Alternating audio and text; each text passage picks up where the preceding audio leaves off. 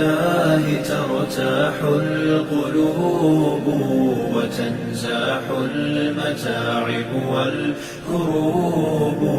وتنزل رحمة الغفار غيثا به تمحى المعاصي والذنوب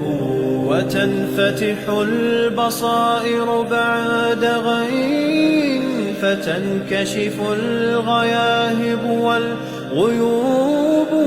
وينسى ظلم من ظلموا وتشفى